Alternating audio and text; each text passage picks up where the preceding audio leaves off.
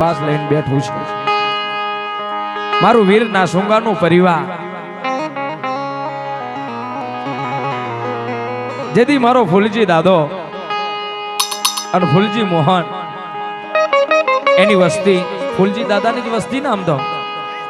ગણેશ મોહન ની વસ્તી અને ફૂલજી મોહન મોહન મલા અહીંયા મારો મોહન મલાનું પરિવાર એથી હેડો તો થોડું સારું લાગે કેટલા જણા છો મોહન મલાનું પરિવાર કેટલા જણા માંગરી ઊંચી કરો હા હા એમની જ વસ્તી છે ને કહેવાય છે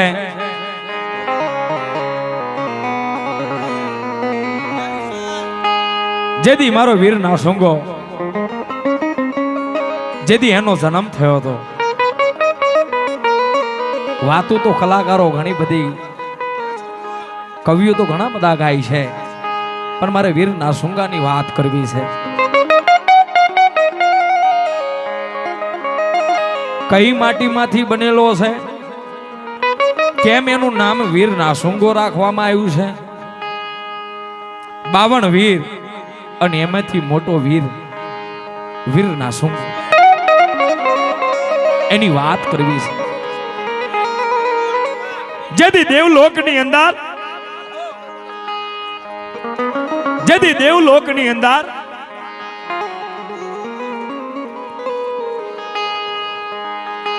જેથી મારો દેવોનો દેવ મહાદેવ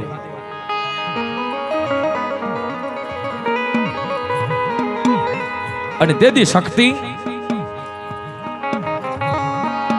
શિવ અને શક્તિનો જે વખતે મિલાવ થયો હતો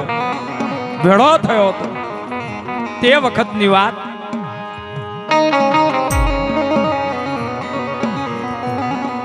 પણ જેથી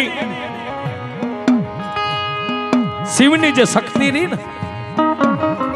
માં જગદંબા જોગ માયા 9 લાખ જેના નામ છે જેથી માં શક્તિનો જેથી સતીનો બાપુ શિવની જે ધર્મ પત્ની સતી અને જે સતીનો જે બાપુ જેથી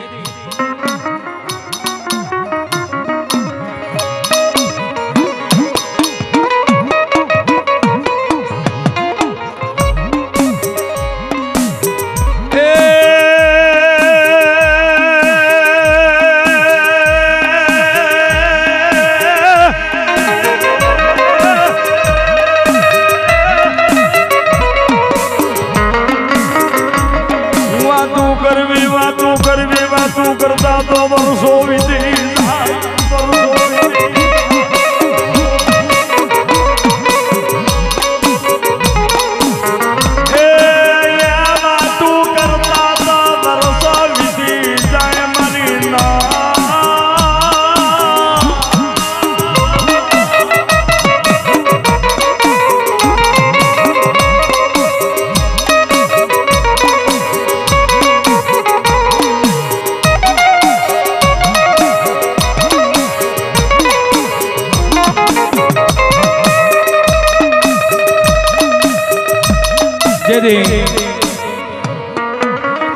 જેથી શક્તિના બાપો દક્ષ પ્રજાપતિ કહેવાય છે આ વાત સાંભળવા જેવી છે ક્યાંથી આ તો ઉત્પન્ન થયા અને ક્યાં જઈને બેઠા પૃથ્વી લોક ઉપર કેમ આયા એની વાતું છે ડાયરેક્ટ પૃથ્વી લોક ઉપર નહીં આવી ગયા એનું કારણ છે જેથી દક્ષ પ્રજાપતિ જેથી સતીનો બાપુ અને જે વખતે સતીને ગમ્યો તો શિવ અને શિવને ગમી તી સતી આ દક્ષ પ્રજાપતિના ના કહેવા ઉપર પણ ના ઉપર જેથી હા પારી અને સતીએ શિવ કને સંગાત માંડ્યો હતો પણ દીકરી કોને વાલી ના હોય ભાઈ એક દીનો સમો થયો મારા દક્ષ રાજાએ નવચંડી હવન રાખ્યો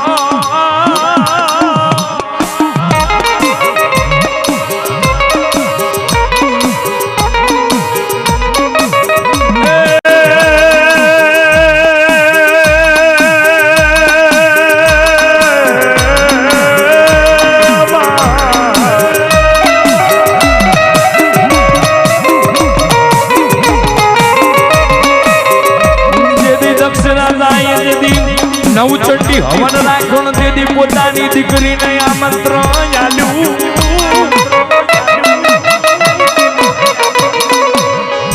કહેવાય છે જેથી દક્ષ પ્રજાપતિ જેથી દક્ષ ભગવાન જેથી સતીના બાપુએ નવચંડી મહા યજ્ઞ રાખ્યું જેથી અને એ પોતાની દીકરીને આમંત્રણ આપ્યું કે દીકરી તમે આવો પણ દીકરીને એક બીજું પણ પાત્ર લખ્યું કે દીકરી તું એકલી તારો ધણી નહીં શિવ નહીં શિવ શિવ એટલે મહાદેવ નહીં દેવોનો દેવ મહાદેવ શંકરો નહીં તું એકલી આવ મહા નવચંડી હવન રાખ્યું ને એમ તારે એકલી ના આવવાનું છે અને તેથી શિવની કને શક્તિ બોલી કે મને બાપુએ બોલાવી છે મહા નવચંડી યજ્ઞ રાખ્યું છે એમાં મારે હાજરી આપવા જવું પડશે તેથી શિવે ના નથી પાડી હો જાઓ જાઓ સતી જઈ અને તમે હટ વેલા પાછા પધારજો તેથી મા જગદંબા જોગણી 9 લાખ લોબરિયાળી જેથી શિવની શક્તિ પોતાના બાપના નવચંડી હવનમાં આઈને ઊભી તોરી પણ 33,000 કરોડ દેવતા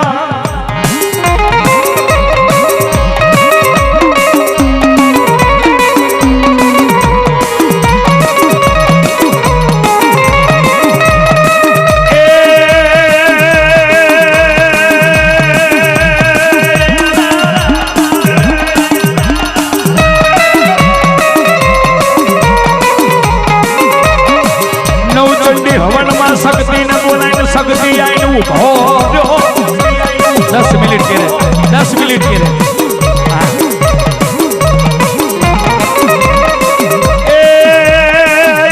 મારા શિવની શક્તિ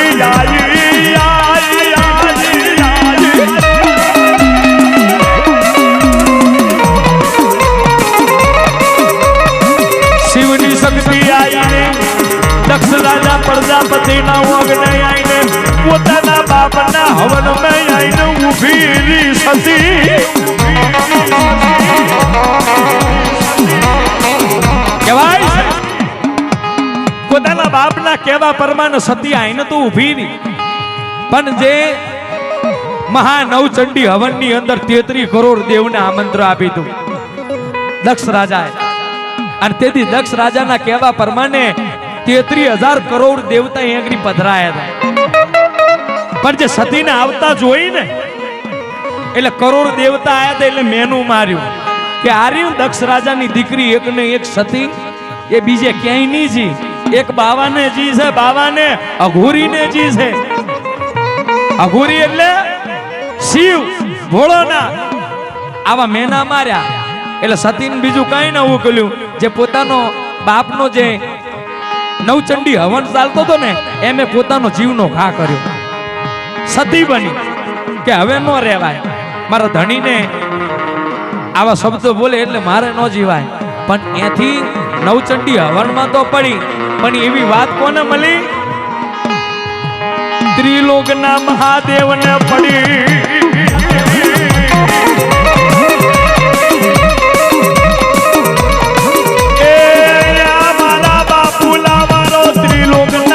નાથને ખબર પડી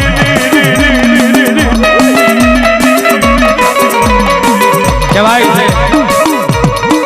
ત્રિલોકના નાથને ખબર પડી ને સુનિલ એટલે બીજું તો કઈ ના કર્યું શંકરે કીધું પોતે એના ગળાની અંદર છે ને ગરુડ હતો ગરુડ એટલે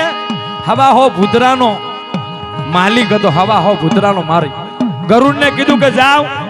દક્ષ રાજાની અંદર જેટલી પણ પ્રજા હોય એને મારી નાખો, અને જેટલા પણ દેવસ્થાન હોય ને દેવસ્થાન એ દેવને મારી નાખો. દેવને ના ભૂલો ને દાનવને ના ભૂલો ને મનુષ્યને ના ભૂલો. શિવનો આદેશ હતો યાર. શિવ મહાદેવ એમને એમ નહીં કહેવાય, પણ જેના અવાજથી હવા હો ભૂતરા જેથી શિવની કેરે અને તેથી હરકતી ચિતામેથી પોતાની સતીને લીધું અને સતીને લઈ અને દેવલોક ઉપર જેને શિવ તાંડવ કર્યું તું મારા બાપ.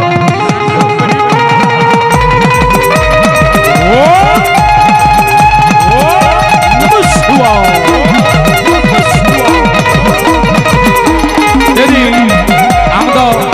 શિવ તાંડવ તો હજારે જાતના થાય છે, પણ એ વખતે શંકર ભોલેનાથ મહારાજે મૃત્યુ પૃથ્વીનું સર્વનાશ કરવા માટે મૃત્યુ તાંડવ કર્યું હતું. મૃત્યુ તાંડવ.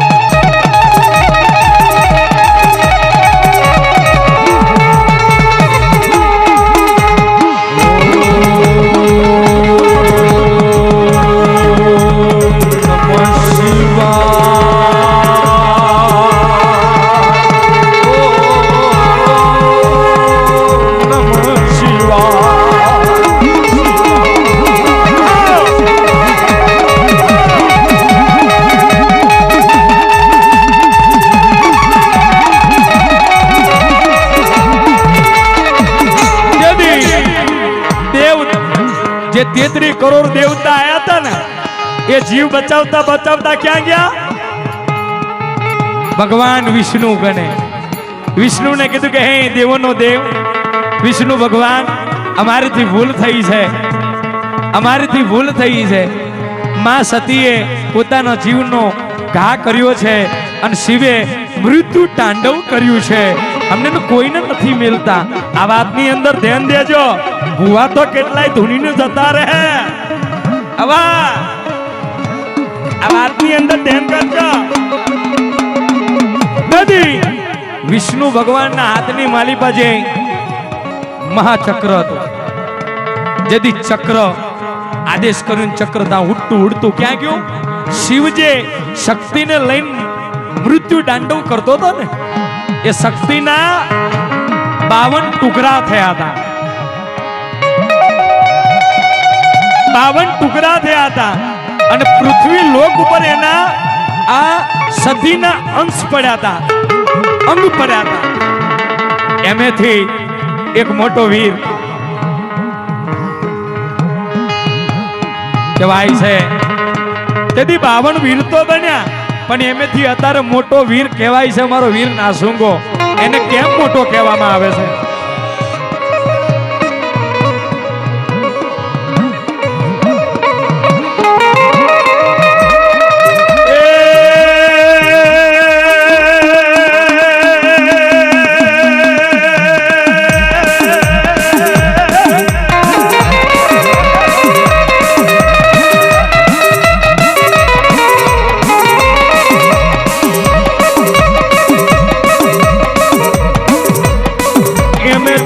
મારો વીરલો એમેથી મારો એક વીર વાસલો એ આ મારા મેસોના તાલુકામાં બેસરાજીના વાડુલીએ હતો.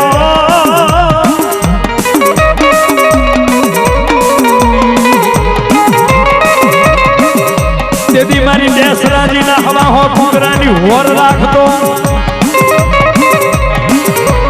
મારી ગાયોનો રખો કેવાય મારો વીરુ વાસળો.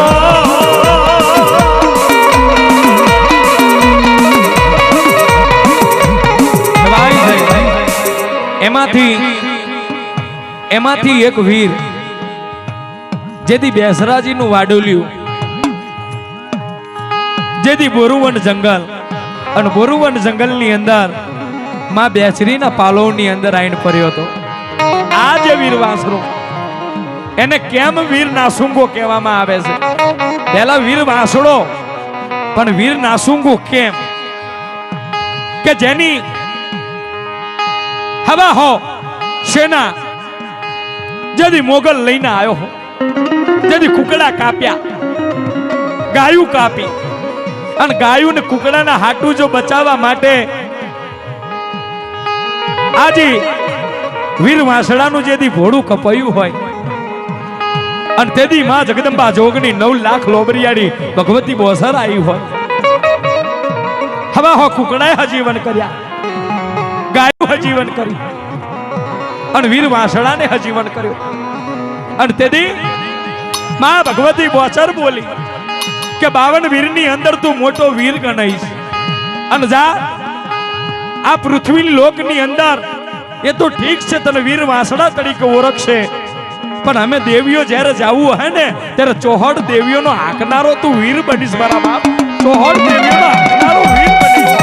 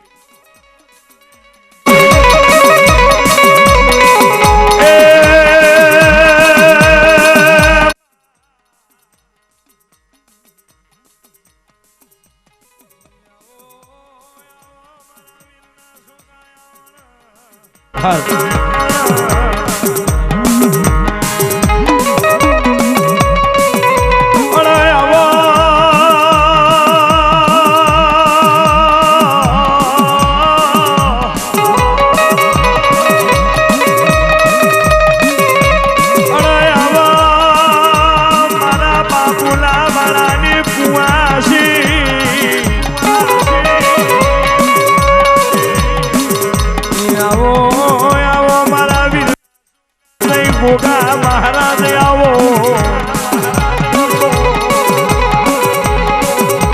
અને મારી શિકોદર